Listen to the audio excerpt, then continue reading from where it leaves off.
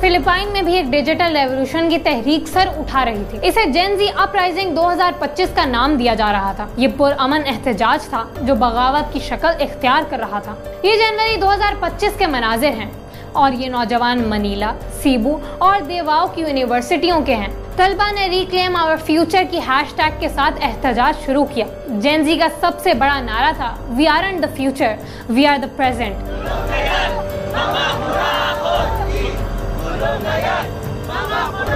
दरअसल फिलिपाइन में भी हुकूमती ब्लंडर्स ही उनके गले में अटके। एहतजाज और बगावत की वजह बना ईंधन की कीमतों में इजाफा। 2024 के आखिर में ईंधन की कीमत अचानक बढ़ा दी गई। बढ़ती महंगाई के खिलाफ जेन ज़ी ने सोशल मीडिया पर भड़ास निकाली, तो यहाँ भी हुकूमत ने सोशल मीडिया को लगाम डालने की कोशिश की। लाखों नौजवान सड़कों पर आ गए। डिजिटल इन्फ्लुएंसर्स और तलबा सरे फहरिस्त थे।